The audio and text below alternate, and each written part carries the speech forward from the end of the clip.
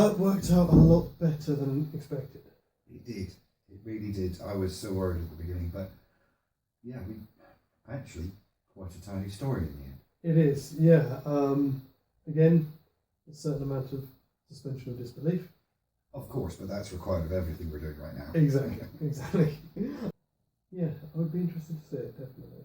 I would, yes. I'd like to pay for that. Yes. Yeah. But we'll come to that at the end of this one. Indeed we will. As we now have to look at the other side, and we need to be focusing on big rabbits, little mice, and a very German seagull. Well, thank God things have finally cooled down enough. We've been able to turn off the fan. Yes, so we won't melt while we're discussing this one, which is always good. Yes, and we won't again feel slightly on edge as if we were in a David Lynch film, an early David Lynch film.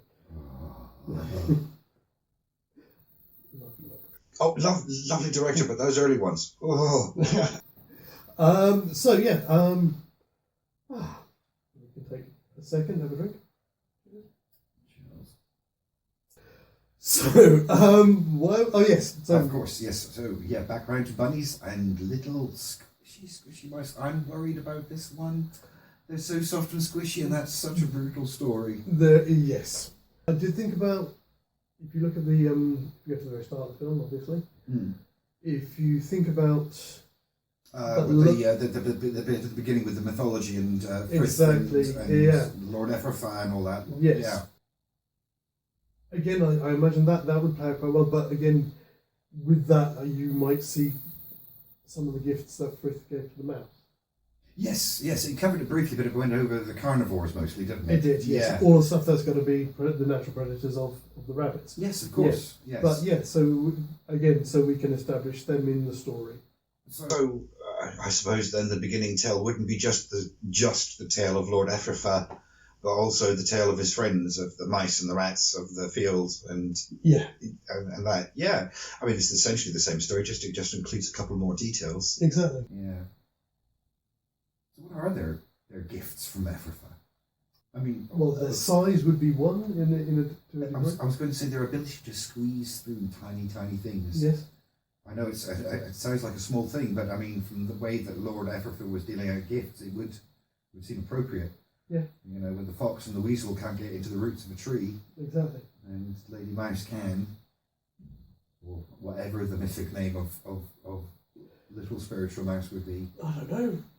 And again, that's not for us to decide. Well, it didn't even go into the mythic names of the other creatures, so it doesn't really matter, does no, it? I mean, it does, but we would need to figure that out, but it's not essential going forward, I suppose. Yeah, exactly. I'm curious. I am curious. If something presents itself naturally, then. Yeah.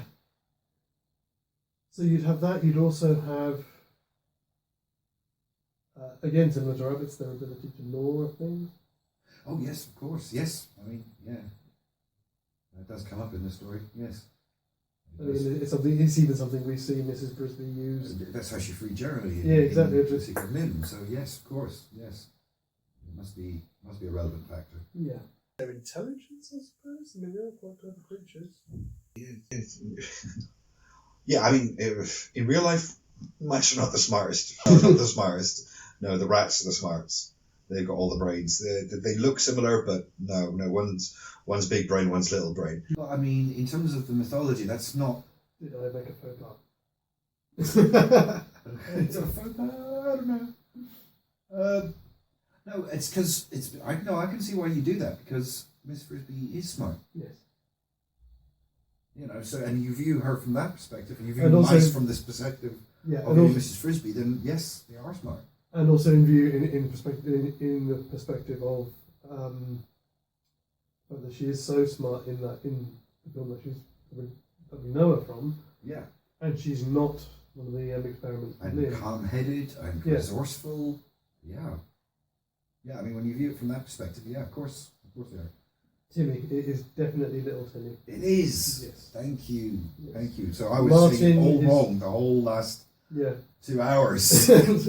Great. Yeah, no, definitely. Yeah, and Martin is the. But it is Martin. Martin is the old Bolshe one. The Bolshe one. Okay. And that is Will Wheaton. Yeah. Cool. And then the older sister, which is Teresa, Yes. is Shannon Doherty. All right. So yes, we have Martin and Timmy and yes. So Martin says Teresa. Brisby, not Mrs. Brisby. Thank you. Yes. So yeah. So it's Teresa's the older sister. Martin is the older brother. I want to say Cecily or something like that for the younger sister. Yeah, could be. And then Timmy is the little one. Timmy's the little one. Timmy's the sick one. Yeah. Right, yeah, no, you see, this brings us to question, of course, because certain people play quite specific roles in Watership Down. So, we don't have Fiver, we don't have Hazel. No. Who's going to have the visions? That's the first bit that we get to. That's like, okay. Because it drives things forward for quite a large part of the plot, so it's important to know who's doing this. See, this is a problem where no, we can't allow that because that doesn't fit continuity. Because we know from Secret of NIMH that Mrs. Brisby can read. Mm-hmm. Jonathan taught her. Yes. The problem is that if we can carry across the fact that she can read the sign that says that they're going to come and bulldoze all that thing down. Okay, so what you're suggesting that instead of it being an actual vision, that it's intelligence. Yes. We play to the strengths of the character that we've got. Yeah, okay, that makes But again, as I said, sense. It does make sense, but the question is, does it break what we're trying to do? Because the fact that the only reason that we know that she reads is because her husband teaches her, because he's a part of the NIMH experiment. Exactly. And he doesn't exist in this scenario. Or Jonathan may have existed, but he is now dead. He's not from NIMH. He's not from NIMH, he doesn't know how to read, therefore she can't know how to read. You see, I mean, in terms of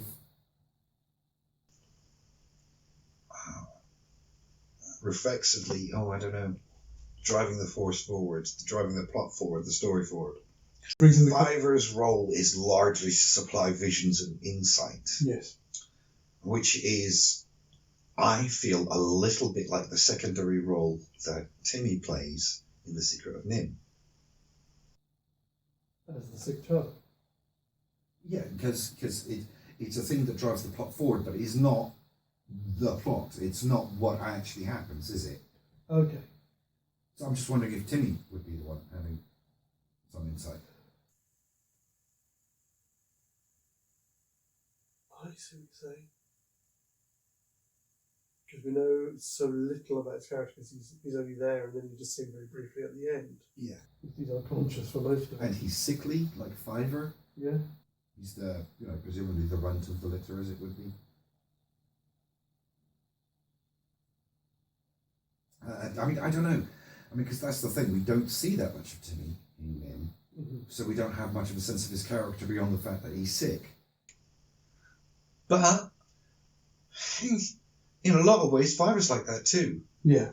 I mean, most of his character building is predicated on the notion that he's sickly and timid. And then the rest of his contribution to the plot is his visions, which drive them forward through the motions of their journey, which is a bit like Timmy's need to be safe whilst being transported drives the plot forward. That's true.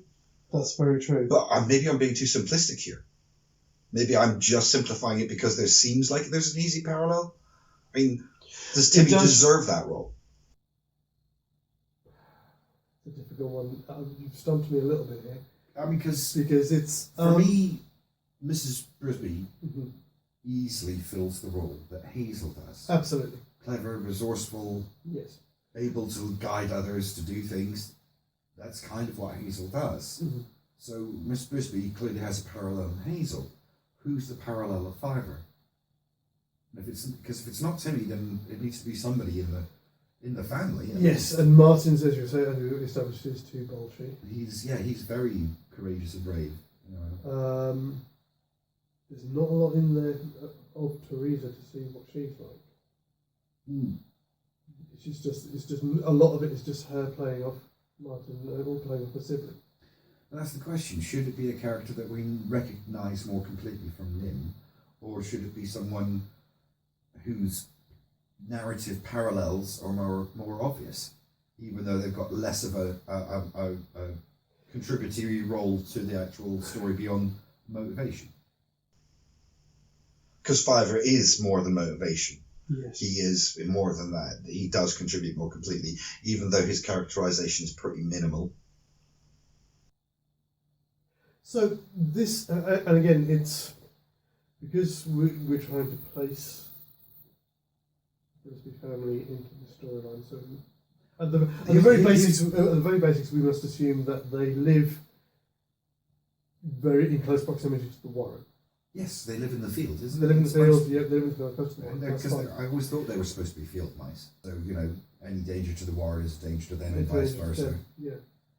I mean, that makes that's an easy slotting there. But I know what you're saying. We've still got to solve the problem of who has visions. Right. Now we solved completely that it has to be visions to fit into the narrative of the film. I mean, it's a spiritual film from beginning to end. It begins with mythology, so there's a certain aspect. It has to be. And if it's not that, then it needs to be something like science, which we've kind of excluded because they're not. Yes, because this is one of those cases where the backstory has a direct impact on the character that we can't have. It won't have all the gifts that they have in the film they've come from. No, can't possibly. But I will point out one thing to you. As important as Fiver is to the story of Watership Down, at the end of the story, who is the character who is spoken of? Exactly. Hazel is always the leader. It's not really about that was Fiver. one of the things Fiver drives it, yes, but he is not the main character. No, not at all. Because that must admit, that did surprise me. I wasn't going to say anything until we got there. Well, but as we brought it up now, yeah, it is that thing of you get all the way to the end. It's a very abrupt ending of the film. Yes, it is. And you see what happens to Hazel. That's fair enough. But there's all these other characters that have taken so long to develop, and we don't see what happens to them. They are literally we just know they live happily ever after. For most of them, like Blackberry and Silver and people like that, that's fine. But for his brother, exactly, you'd expect there to be some kind of catharsis for him. In the end, but yeah, probably kind of like a wrap up of his story. But as you say, in the end, it's Hazel's story. So it's something that can be there. It can be used as it needs to be, but it doesn't need to affect the story any more than that. I just mean that although Fiver's visions drive the journey forward, it doesn't define the end. It's not about. Not what it's about. Fiver's visions are what drive Hazel to leave the warren. It's about Hazel's journey away. Are we assuming here then that there has to be that familial connection then between Mrs. Brisby as in the Hazel role and the character that fills the Fiver role? Does that have to remain within her family? I don't think it has to. It's just that with the transposition of characters we've got a family of mice and a family of rabbits, so we've got fairly limited choices on what we can use. Okay, fair enough. Unless we bring other creatures into the mix. Which I was thinking about, but then I was like, that's where it starts to get complicated. It's not so much that it's getting complicated. Are we straying into territory that's beyond how much of the original plot that we want to break? I feel like it because there is a simplicity to the story, despite its mythic nature. Yeah, we're hitting a boundary there that it's about family and comfort and safety and home. In which case, then and they're fairly simple things for fairly simple creatures. So yeah. So in which case, then this may get edited because we've spent about 10 minutes talking around the thing that we've already said at the start. Yeah. Yes. It should be Timmy, and again, it means adding to his character beyond what we see from his original story. We can do that. He can do the development if we don't get it. He's got a strong family, so the peril later on will be more relevant. I mean, one of the things about watching Watership Down is, for the large part beyond Hazel, Fiver, and of course Bigwig, you really don't know who these rabbits are until a later dialogue reveals their name. Yes. Yeah. Exactly. I mean, with this journey knowing Martin and Timmy and. I think that's it. Sophia and all those. Yes. Okay, so we'll stick with Timmy then. We know he's very young. Yes. So it's something which kind of adds to it as well. This, because nobody wants to see like a baby kind of like shivering, going, oh Christ, the field's covered in blood. Oh God, yeah. Oh, so much of a brutal story. See, I was thinking possibly then as a connection, and again, maybe it's me because I quite like the character. Mm-hmm. Is the main? I mean, we can play it two ways. We can open the story with them on just the family, mm-hmm. and then we play it as Timmy starts having his visions, and Mrs. Brisby kind of knows something, believes that something bad's going to happen, and then we need to link it to how she goes to see the rabbits. So maybe if we started pretty much as the opening scene after the whole sequence of mythology that we get at the beginning. So instead of course, Hazel and Fiver going out amongst the other rabbits to forage for food, it's Miss Brisby and her children. And if you remember, Fiver actually has his first vision in front of the other rabbits and they're all commenting on him. No, he has the vision, it's just him and Hazel. They've run away and they're down by he gets all freaked out, doesn't he? He gets freaked out and goes back. And while they're going back to speak to the Chief Rabbit, on the way there he stops and starts saying to people, we need to go, something bad's happening. But that's what I mean, by having that scene happen the same way with the other rabbits around while they go out foraging, you're showing already that I thought creatures around them. See, it depends on how you want to focus on it. If you want to keep it focused as it is that we see everyone at the start. Mm. The other way that I thought about doing it possibly is having it you focus on the family, but I was thinking maybe somebody like Pipkin, because he's quite small, mm-hmm. That's the link between the Brisby family and the rabbits.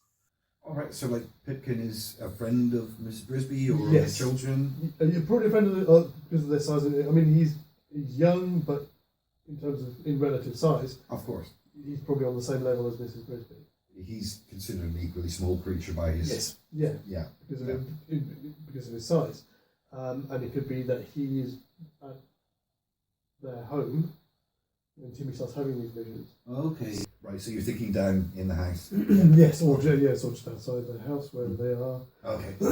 Whether they've got the stone, same as that they've got in the thing, we'll know, because that's an in thing. Yeah. So we automatically establish this is something that you choose to believe it's going to affect both parties. Yes.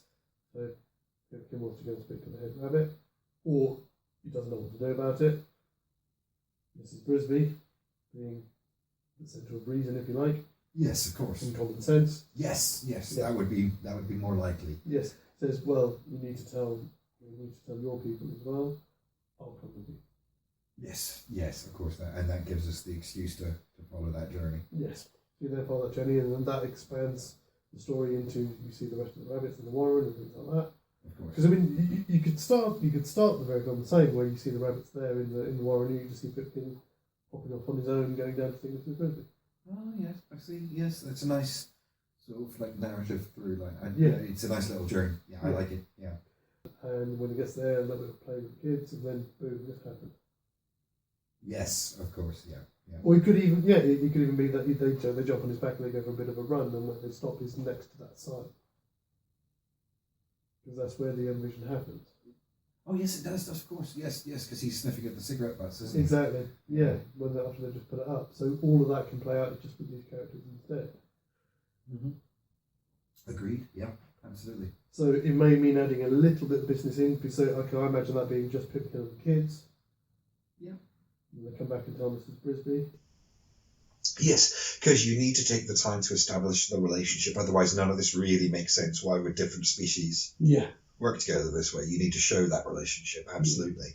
So you need the business, before everything starts to go pear-shaped. And then when they head up, and again, that plays in straight away, because it's like, why am I listening to that? Of course. Yes, and the great rabbit would dismiss it. Of course he would. Exactly. Of course, it's the ramblings of a sickly mouse. Yes. Such timid little creatures, they don't understand the world. Exactly. Yes. But of course, before that, you get the little interplay with Holly and with Bigwig as well. And again, it doesn't even need to be something that's referenced in in the production itself, but it could just be that Pipkin is doing. No, that doesn't work. I was going to say it could have been that when Bigwig was younger, he went and played with the mice. But it's something that we don't even need to see. Yeah, I don't know. But again, he's quite practical. Well, no, because I mean, sorry, in that particular scene, we were meeting Holly and Bigwig, and they're actually quite intimidating. Yeah, they're meant to be serious characters. So actually, too much of a connection. Like he would know them, but having a friendly connection would be a bit much, because in my mind, this works better if you keep it from Mrs. Brisby's perspective, because then he's that much bigger and that much more imposing. This to Pipkin, it's a relatively regular interaction, but for Mrs. Brisby, it's huge. No, you're right. You're right, and you're also right as well, because we have to remember that. Because we're unsure about Bigwig at the beginning, aren't we? But we also have to take into account as well that we are in the plot of Watership Down, and unlike The Secret of NIMH, Watership Down, you have to go looking for your protagonist. Yes. It takes a couple of watches before you realise, oh, okay, so this is my main character. Yeah, exactly, yeah. So yes, so that makes sense, and we don't need that. And again, as we know about Bigwig, again, he has his own kind of very practical common sense. Yes. Somebody's come with a concern, and they seem very sure about it. It's something I should take seriously. I'm not going to. He's not prepared to dismiss it as just a silly mouse. Yeah, it may be a mouse, but they may actually know something. Maybe I'm reading it the wrong way, but I always had the impression that Bigwig doesn't actually decide to join the other rabbits until he realises they're willing to fight. Yeah. One of them stands up, and then Bigwig stands in his place. Yeah. It's almost like their willingness to fight is what convinces them. Something, yes, because when he stops them, he's still. Well, no, he's already left. He's still an officer, isn't he? He's still an officer. But he's already left, because when they encounter him, when they run, he says, "Yeah, he's trying to get away himself, isn't he?" Is he really? Yeah. See, I told you, I might have been getting it wrong. I always had the impression that it was him observing their willingness to fight that made him stand up to Holly. No, because they run into him when they leave, and they assume that he's going to stop them. But kind of it's on that he's getting away himself. He's already made the decision. See, and then knows obviously still parts of this movie that I have not been paying enough attention to. Oh dear. But we'll come to that in a minute. At this point, we were just meeting him. But yes, he hears what she has to say, and obviously what Pipkin has to say as well. Yes, of and course. Does his job. But in the back of his head, he's like, "Oh yeah, this doesn't sound good. Maybe I should." I just like the idea of the perspective, because we're introducing these other species. Yeah, they've got a different perspective from the rabbits. I like the idea of this confrontation or quasi-confrontation with this big scary Owsler. Yeah, absolutely.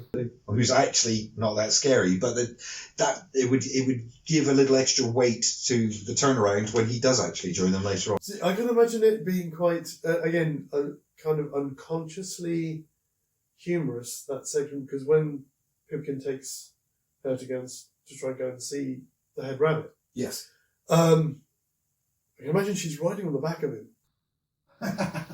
See, I haven't thought about that too much.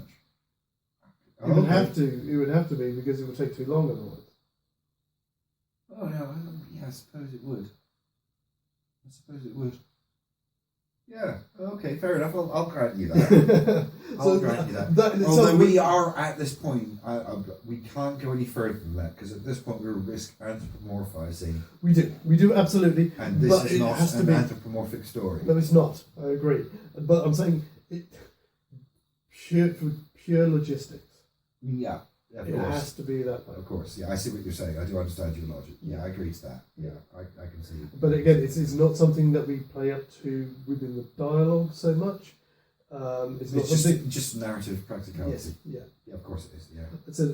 But where it would kind of figure in to accentuate what you were saying about this confrontation with Bigwig being there before they get in to see the Chief Rabbit, it's that they turn up with this crazy story.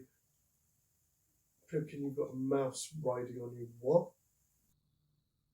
Oh.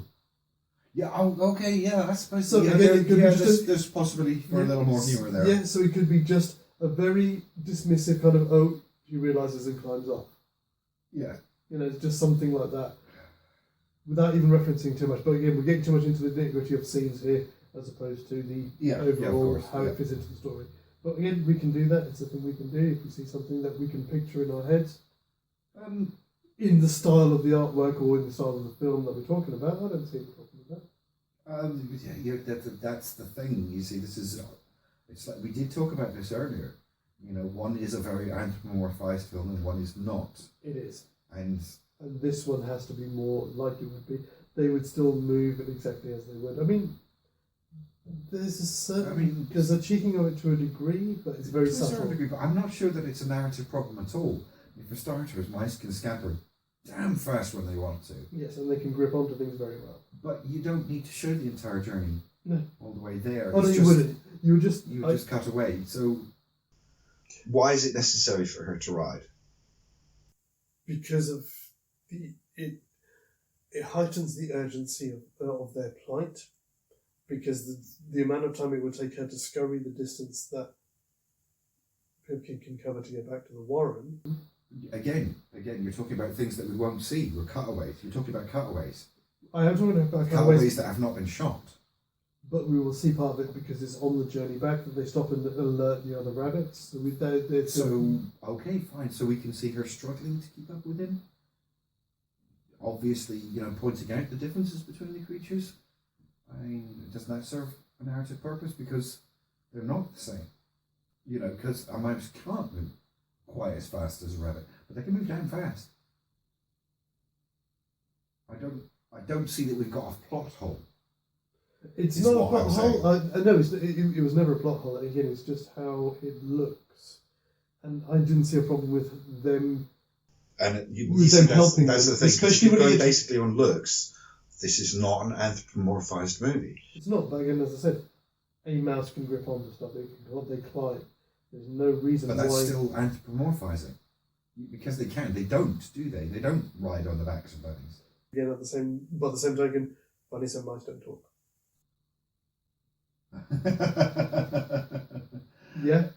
Yeah, up to a certain point, except that Watership Down already has that conceit.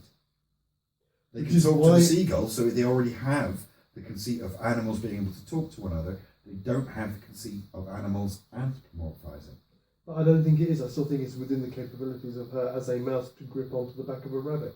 You've seen that. You've probably seen that picture of the stoat that's riding on the back of or a weasel type creature that's jumped on the back of a woodpecker and it's just gone boom.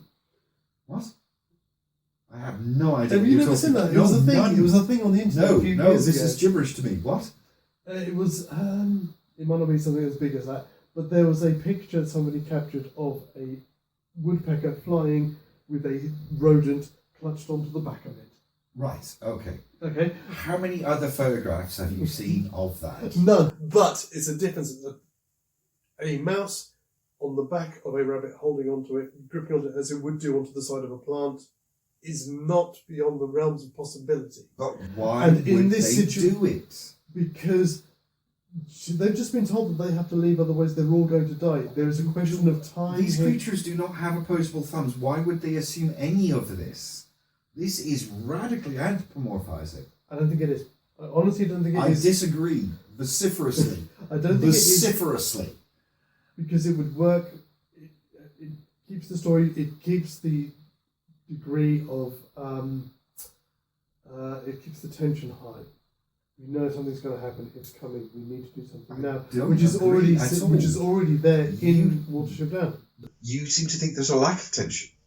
There's already tension because there is already tension, and fact that she can't run as fast as him would add to that. Then I would call them for a happy medium where you see some of that up to a point, and they say this is taking too long, and he says get on the back of me and I'll get there quicker. No, I'm totally. I am. Nah. No, that's anthropomorphizing. It is. It doesn't matter how much you disagree. Mice don't ride on the backs of rabbits. Okay, fair enough. They don't, do they? But again, at the same time... they could, yes, but... then again, at the same time, rabbits don't ride on a raft down the river. rabbits don't put other rabbits on a board and push it across a river. They do. They do in the film. You know, animals are well known for using things like that. Using logs, planks, sometimes boats, whatever happens to be drifting on, they will use those. And again, I'm only thinking within the framework of the film. It works within the film. Oh, right. Well, no, you can observe lots of animals using things like that in nature. Okay. That's why I never had a problem with that one. The biggest problem with that, and it's the one point where Watership Down gets most anthropomorphized, is the rabbits knowing to choose through the lines. That's the only thing that makes them anthropomorphized. The other reason I think about that is not a problem as well is when we get to the actual journey itself, because of the distance they're going to cover, it would be impossible for them to get there with their family of mice if they weren't riding on them. No, that's fair enough. You have raised a point that I hadn't considered there. That journey is more than a mouse lifetime. I should imagine, to get to from where they start to... Yes, because although they can move very fast, they can only do it in relatively short bursts. They don't have a lot of stamina. Yeah. All right, okay. At this point, I'm willing to accept, yes, you have raised a point that does need to be solved. It's a win for me. Oh, yeah. Sorry. Okay. Okay. All right. And that's why I say we just play it as a thing. We don't play up to the comedy of it. It's just the thing that happens. It's just the thing that happens because we know we're going to have to rely on it so much more. Mm-hmm. Mm-hmm. Okay. Yeah. I see what you're saying. I do see what you're saying. Fair enough. And again, so we do that, we get there, and we go into the Chief Rabbit, and that plays out the same, except it's more dismissive because why you... Yeah. Mouse? Who's listening to a mouse? Yes, exactly. Yeah. Okay, yeah. And then that all plays back, and obviously he takes her back home. Yeah. And again, if you want to add in a slight scene there with them doing that and making their plans to go and get your family ready. Yes, of course, yeah. Because for them it would be, especially for Miss Brisby, that is gathering her family. Or you could play it the other way, they just drop her back home. Pipkin comes out expecting to just make a run at himself, and that's when he runs into Blackberry, Silver, and the others, who are all trying to get away as well. And while they're leaving, they take a diversion. We need to go and get her. But I still, because he wasn't, because in the original, Hazel and Five were making an escape themselves. They weren't expecting the others to turn up. No, that's right. Yes, of course. The word had gotten through in the warren. No. Sorry, I think I've gone too far the other way there. I think we need to go middle ground. Between them, they've agreed that he will come and pick them up, and they will go. Yes. And it's while he's leaving. They'll agree to meet at a certain time at a certain place. Yeah. And while he's leaving, the others catch up with Pipkin, and they accompany him and go pick up her, and then they go. Of course, yeah. They catch up with him while he's waiting to meet them or something. Yeah, of course. That all plays out as normal, so they run into Bigwig, they run into Holly, have a bit of a confrontation, and go their own way. Yes, of course. And again, most of the rest of this will be pretty much seamless until we get to the wood. Yes. Because then it's big scary wood to rabbits, and I suppose to a mouse, less so, because there's lots of places that they can hide. Mr. Owl loves Mr. Mouse just as much as he likes Mr. Rabbit. Yes, he does, yeah. Yeah, that's still a big, scary place. But of course, the wood is full of foxes and things like that. So they're scary for different reasons to them. And the other bit that I always forget about that film, Badger. Oh yeah, with the blood on his mouth. Yeah. Yeah. The eyes looking out the bowl of the tree. Yeah, absolutely. So, I mean, maybe we'd have a shot, but it would be like, there would be two shots. One would be from the rabbit's perspective of what they're afraid of, and then there would be a slightly different view of the woods from Mrs. Brisby and her family's point of view. Yes. Because, they'd be seeing the glowing eyes of the owl up in the tree rafters, and the rabbits will all be worrying about Mr. Fox and Mr. Badger and everything. Yeah. So there'd be the different perspective. That would be nice to have a little contrast. Yeah, that could work quite well. And that would work quite well. I mean, it's a wonderful thing as well to, again, just very subtly add to the other characters within her family that you don't want to forget about because they are there. They need to be given a certain amount of agency with it. Slightly smoothing over them at the moment. Really. But certainly for somebody like Martin, who's not afraid of anything. Oh, of course, yes. I'm not afraid of it. Oh, yeah. Those kind of things. But no, I'm not. I'm good. Yeah, I can see that working. So that would work really well. And that plays through until they're on the other side. And then we get to the bits where there's a few jumps to the rest of their journey because they find the road after this, don't they? Yes, they cross the river. They come out of the forest. They cross the road. And that's just like a very brief Yes, scene. because the next day is they get to the river with a dog. Yes, that's right. Yes, There's a dog loose in the woods. there's a dog loose. Wait, no. Oh, right. Because that's when he has this vision later, it's a throwback to Bigwig's line at that point of "There's a dog loose in the woods." I had never noticed that. I am just not paying attention, am I? I'm sorry, guys. I'm It's pretending fine. like I know this stuff. I don't. I really don't. I only noticed it when I rewatched it recently. It was always there. I always knew I that he noticed was the significance of the line, but never that it was actually calling back to her. Oh Yeah. my god, I feel so stupid right now. Okay. It's fine. It's fine. But yes, so that's where that happens. And Yeah. again, instead of having, you can have Pipkin's a bit tired, but of course the mice, it's a bit too wide of a river for them to swim across. Of course, they Get just them on the can't. raft. They'd be Yeah. swept away by the current. They just Yeah. couldn't. Yeah. That gives it even more of a reason for them to need to find a way across the river. Yeah, because Pipkin may be tired, but those mice, they're just gone in the current. Exactly. Yeah. So that I like it because every time I get to a moment of tension, because there are mice involved, the stakes are raised. Exactly. So the tension is higher. Higher or is equal to what was already there in the I don't film, know. so he doesn't lose anything because of it. Yeah. I find it hard to imagine literally what this film would look like from my childhood self. Yeah. But I can't help but imagine I would be biting my nails, figuratively speaking, more because of the mice would be so small and squishy. Yes. And it'd be so obvious that they can't get across the Yeah. river. Especially when we get a bit further into it, when we start seeing more of the violence in the film. Mm. Because you can see the effect that's on just the the beginning rabbits. of the violence, really, Yeah, isn't exactly, it? yeah. You see the effect of that it could have on a rabbit, and then when you put it in the context of imagine that on a mouse. Yeah, exactly. Yeah. It's one of the things I like about it because it does raise the stakes so much Oh for man, this version of the story. But it also, As I if- fear for them so much more. I mean, just talking about this, Yeah. I'm afraid that we're going to end up with a story where there is no Mrs. Brisby at the end of the story. I'm Or she afraid might of be that the so only one much. left. Yeah. But we're getting ahead of ourselves. We again. are getting Sorry, ahead of ourselves. My bad. Tangent warning. Only one o'clock. Yeah, only a small one. So yes, get across the river. Mm. And then So the next the bit road. is the road, which Yep. again will play as normal because I'm trying to remember. No, it's Bigwig who goes into the I road, think isn't it it? is, yes, because And he's he's- the one who goes, come on, look. See, they won't pay any attention. And he goes, Talking to "Foosh." Hazel, I think. I'm not sure if it is. It might I'm be not sure if it's Brisby. Hazel or Fiver because they're both, in that scene, they're both, I like, thought all of it the was rabbits one are so darn nervous. I thought it was again. I thought it was the other two. I thought it was either Blackbird or Silver. It could be. It really could be.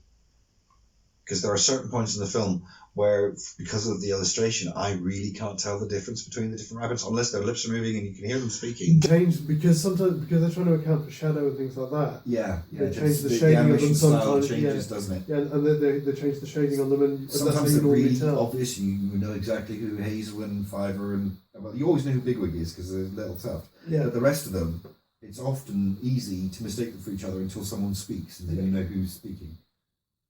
Which is, yeah. But yes, nevertheless, whoever it is that Bigwig shows shows shows to off the to road, the road. and then they all get across. hop across. Yeah, And that's when they wander into the fields and eventually leads to a cemetery? Or is there No, something in between? there is something in between. That's where they run into. What is it? No, it's not. No, you're right. It is the cemetery. It is. There's just a short Yeah, the montage of cemetery. them travelling and yeah. then they find the cemetery. Because the And cemetery somebody is says, first. oh, it smells of man. And somebody says, no, man don't come here very often or something. Yes. Yeah. Yeah. Um, Yeah. Okay, yeah. And that's again now is going to be a very interesting one. Yes, because scary rats. Scary rats fast rats. And an owl. Yes, a barn owl. Mice. Yes. Oh, the tension. Yeah, because it's a very brief scene. No, so it's It is a very brief scene It is. in the original version because the rats are nipping at them and the owl just frightens them. But with the mice in there, that suddenly becomes a different yes, equation. because the owl. That's another scene that's going to become longer, I think. Yeah, because the owl. You kind of get the impression the owl is pissed off that all these people are disturbing its roost. him. Yeah, But you see it quite nicely done. That it ignores the rabbits and goes straight for the rats. Yeah. But of course now, yes, as you say, Is he going for the rats or is he going for the mice? Especially if you've got somebody like Martin, they're going, no, come on, I'm not afraid. Yeah. It would definitely add to the tension because you wouldn't know until he actually struck which one he was going for. Yeah. No, I like it. Actually, it doesn't need lengthening that much, just a little bit of cross-cutting. Yeah. It doesn't. It's only a few extra seconds, isn't it? And then showing Mrs. Brisby trying to protect her children. Of course. And the owl swooping down. Martin, come here. Maybe one of the rabbits kind of grabs. Yeah. And I imagine in this verse, in this version, the owl would still be going for the rats ultimately. Yeah. But the way it's so easy to shoot that, like if you had a long shot across the bottom of the room from the mice's point of view, and the owl swooping down and coming this way, yes, and not knowing which way his claws are going to go when they grasp, and then just at the last second grasping the rat, would just be an amazing shot. That would be an amazing shot, yeah, it really would. Especially if you're trying to grab Martin, he's like, "Come on!" Just straight past his ear, straight past him, yeah. That would just really heighten the tension. Yeah. Which I think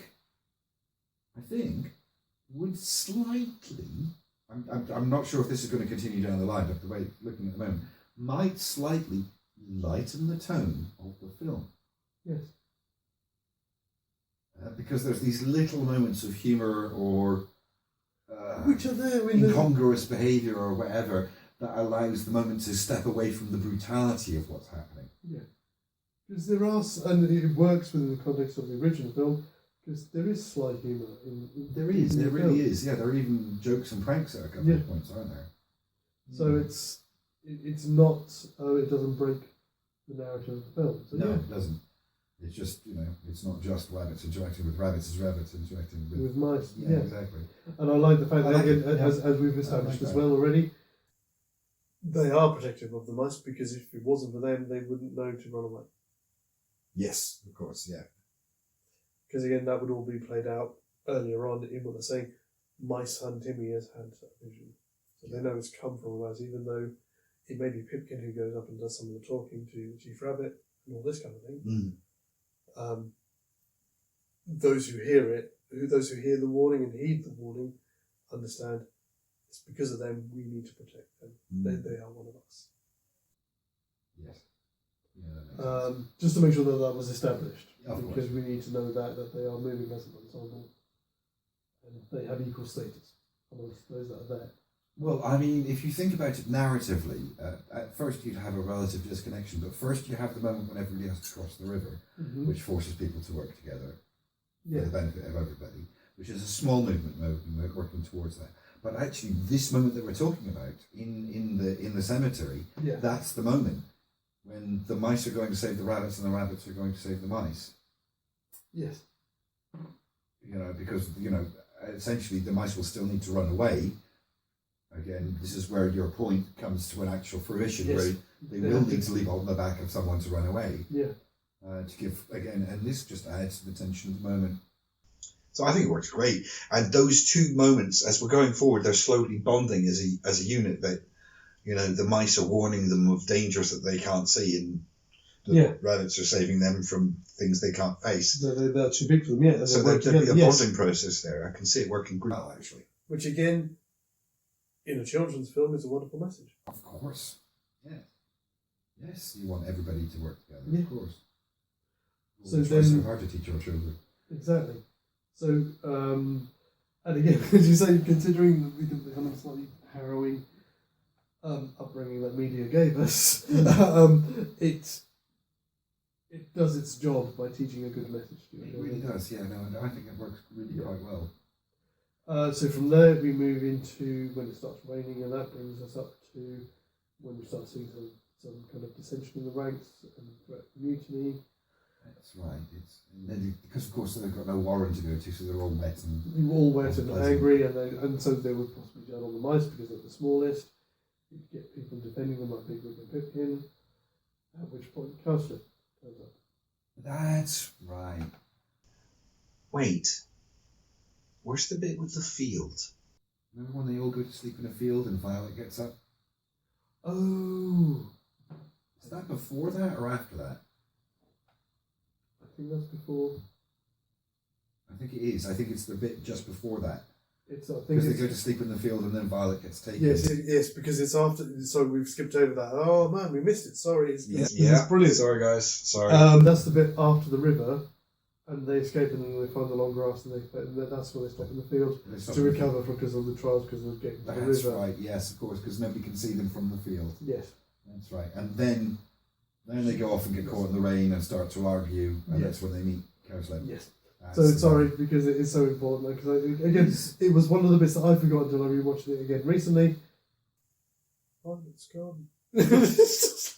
One of the things I know, it's one of the scenes that really made me realise that there's certain points in the animation where I cannot tell them apart. Yeah. Because at one point I thought that was either Hazel or Fiverr. Yeah. And it's not until it goes whoosh away and then somebody says... Which is Fiverr who's watching her. Yeah, Violet's gone. Yeah. I'm assuming Violet is her. I know that's kind of an assumption. One does. Yeah. But we know that there were bucks and does when they left. Yes. Because you could hear the voices in the background. Yeah, absolutely. Yeah, you can hear the female voices. Which we'll come on to a bit more in a minute. But after that, we do kind of have to go, hang on a minute. Yeah, so from pretty much that point onwards, except for now in our version, it is a bit of a sausage fest. I suppose it is, except for the little girl mice, of course. Exactly. And Mrs. Brisby herself. Yes. But then again, all that it's just like you were just pointing out, the whole thing was kind of a sausage fest. In fact, that becomes a plot point. It does become a plot point, which we will feed into actually. Does that mean we have to... What? Well, there's a couple of girls. There are a couple of girls. Little girl mice. I don't think it is for that. I kind of, when I was thinking about it... Or do you think it's just necessary for it to be a problem for the rabbit, not... No, that's all I mean. But also, it becomes a way of conveying the message when we get to that point, trying to convince to do something. Because the mice have a little girl, but... Yes, but they don't, and you can see the discord. But we'll come to that in a minute. We're jumping ahead. Yeah, that brings you that whole... Yes, we'll come to that, but I actually like what that does to the scene. Yeah. I do like what that does to the scene. So we've met Cowslip. And again, so wonderfully voiced, as we said earlier, by Denham Elliott. Yes. Denham Elliott. Sorry, that's not the word to try and say. I always say Denholm Elliott, just because it's easier to pronounce the entire word, just because it's easier to pronounce, even though it's not the way you should say it, but that's what I do. Exactly. Who I don't think, because he is so, and it's a lovely word, louche, I don't even think you're paying any attention to the mice. No, he wouldn't. He wouldn't be, because he was so utterly unconcerned with everything that wasn't the focus of his attention. Yeah. Yeah, no, absolutely. I agree completely. So the fact that they come along would be beneath it. Initially, once they're in the warren, then different. I can even imagine that one of the rabbits might say, "What about our friends?" and he'd just be like, or whatever, even just like a whatever kind of responses. Bring what you like, whatever, Which then gives us another moment for Timmy to have to kind of know that we should. Yeah. Yes, because that is the second of Fiverr's sort of big. Yeah. It's the fog, the mist, I can't see. It's as if I'm being deceived or something like that, isn't it? Which again, with what's just happened with this kind of wearing down of nerves with everybody else because of everything they've been through. Well, they're tired, they're wet, yes, they're not going to listen to this. Yeah. Mrs. Brisby's trying to obviously comfort him. Pipkin feels a certain degree of responsibility now because this has all happened because she told him and he's done his thing. There would even be a thing of, I'm cold, I'm wet, I'm hungry, and the reason I'm here is because of that bloody mouse. Yes. There would be possibly even some confrontation there. Yeah. I think. When Teddy starts with his vision, I can imagine that. It makes it easier for the rabbits to turn their back on them. I think it makes even more narrative sense. Why, after travelling so long and being through so many troubles. And carrying you all this way, now you're going to tell us that now we've got a chance to do and now you're telling us we can't rest when there's... Even more. Exactly, and also because, it's throwing it down, but we're near a tree, you can go and hide in the bottom of the tree and you'll be fine. Yeah. We can't. Yeah, exactly. Yeah, there would be possibly, quite an interesting scene of conflict there. Yeah. which is again probably broken or stopped from getting violent because Cowslip turns up. Of course, and because Mrs. Brisby doing Hazel's job of standing in their way as well. Yeah. Because I do. Because it sort of makes narrative sense. Because not only is Timmy a mouse, Timmy's a child. Yeah. Whereas Mrs. Brisby is an adult mouse standing up to him, and that might make them respond differently. It might shame them into just shutting up. And it'd be interesting. So it would change the dynamic of the scene a little, but I like it. Also, as well, I think the one thing that we haven't touched on, and again, it's a purely cosmetic thing, is what these characters will look like, because she's not going to be wearing a cape. No, that's true. Just look like a mouse. But even if you take away their clothings and their anthropomorphizations, the different mice were quite well defined in their style, in coloration, coloration and size and shape and things like that. It was quite easy to differentiate them, even if you took away the clothes, I think. So, again, the next bit kind of plays out as normal, which kind of brings in one of the things that is referred to. Again, it's a subtle thing, but it's mentioned at this point in first, and then they also mention it towards the end as well. When they talk about giving them a story. Yeah. And certainly Hazel offers up Silver as the best storyteller. Yeah. Because he says it later on when they're talking about everything, and I think it's when they go to get the dog. Oh, of course, yes. And he says, I shall make a great story someday, and Hazel turns around to Silver and says, and you'll be the one to tell it, Silver. So he kind of puts him up as something of a troubadour, I suppose. Yes, that would make sense, yeah. I see what you're saying. So that again will all play out as normal. The mice will be there as well. Probably hidden outside, and again the other rabbits won't even know they're there. I was going to say, I don't imagine them caring. No. I imagine the mice be able to come down and eat at the carrots and lettuce. It's like I said, I really don't think Cowslip would even see them. I don't think he's so... You're just too much trouble to worry about. Yes. You have to focus now. No, I can't be talking with you. I don't think he would even notice them. Quote unquote. I think he would ignore them to the best of his ability. Which means then that becomes the next scene where, because the next bit is Five Leaves. That's right. Would be Timmy trying to leave. And then Bigwig follows him? Is that right? So it's initially it's Five Leaves. Hazel goes after him. That's right. And then Bigwig gets annoyed and things. He them up, and then it's when he goes to go back that he gets caught in the snare. Yeah. So it's in this case it will be Timmy trying to leave.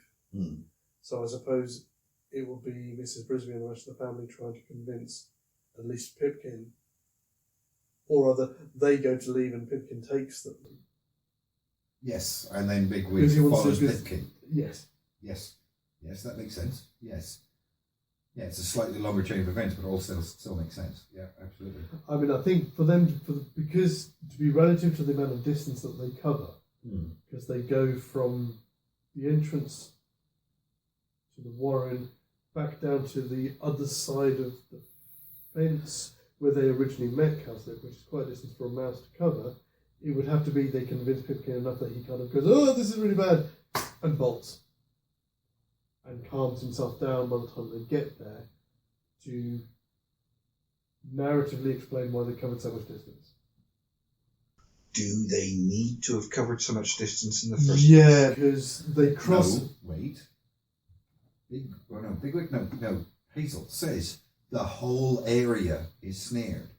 They don't have to go back the way they came. Okay, no, that's true. That works. I only thought about that is because in the original film you get the impression that the whole area within that field, and that field is quite definite. Yeah. Well, no, it's not so expansive. It's quite definitely marked where the edge of that field is. Yes, and because they cross into the field from where they first meet Cowslip. Yeah, and I'm just thinking, in my mind, I'm thinking about. I'm trying to put it in the context that I know the film. So for me, they have to have moved outside of that field for him to go back in again. But you're right. Yeah, it could be anywhere within that field. So we can shorten that distance to be relative to the mice. Because they could just go to a near corner of the field, Yeah. and it would still serve the same purpose. Okay, so that's cool. So that plays out as normal. Bigwig goes to go back and tell the others. And that brings us up to the snare. It does, yes, it does. Which works exactly the same. Mm-hmm. Because... Yes, because it's Bigwig caught in there. Bigwig caught. And the gnawing, it's still something that a mouse could do very easily. Well, that's the thing. It gets smaller and smaller. One of the others starts off. I think the blackberry starts off. Of course. And then it gets too tight. The Pipkin goes in, gets too tight, and then they send probably Mrs. Brisby and our version of it to go into finish it off. Yeah. To nibble the peg right the way through. So that works fine. It's just diminishing sizes, and we just incorporate the fact that there's mouse that they can get in there and ignore it. Yeah, that makes sense. Yeah. Which again reinforces their importance to the group. Of course, yes. Again, the bonding process continues. Yes. You know, it grows close. Yeah, because of course, at this point, it's not just about warning people; it's actually saving someone's life. Yes. I mean, this is a tipping point. I also think this is probably possibly the first moment. I don't imagine the children doing it, but I imagine Mrs. Brisby doing it. Mm-hmm. When they think Hazel's died, they have that slight mantra that they recite. Bigwig. Yeah, but when they think Bigwig's dead, Yes. they have this a bit of a mantra that they recite about having, now my days are run and Of I'll course. run no more. And I imagine Mrs. Frisbee joining in. That's the point for me. Oh, ding, ding, ding! God damn it! And I was trying to say hard as well. I wasn't. You did so well. It was a good couple of hours there. It was. Okay, yes, Mrs. Brisby would join in with that. Yes, absolutely. Yes. Because it's... If you think about the narrative form of the mythology at the beginning, it's all about the relationship between predator and prey. Yes. And even though the mice are not rabbits, they are prey creatures and subject to the same laws. So I imagine their prayer would probably be pretty similar nonetheless. Yeah. Right, to Lord Fifth to guide them to Golden Fields and all that. Exactly. Yeah. Yeah, I could see that being the same. Absolutely. Which then leads to the next bit where Bigwig comes back. Of course, Before yes. he recovers enough, and they say, we need to get out. And he wants to go back and kill all of them. Yes, of course he does. He's so angry, isn't he? I forgot about that. And again, Mrs. Brisby comes in and says, no, we're out now. Let's just go. Yeah. At which point, it's at this point that Timmy spots. That's the point. You know, they leave the farm and they go over the hill and they spot see the town, don't they? Yeah, that's where they need to get to. Yeah. And the farm is on the way there, isn't it? That's right. Yes, it's along the way. He'd be a brick. Okay. I'm not going to pause it. I'm just going to leave it running. Sorry. That should be fine. I'll pause these.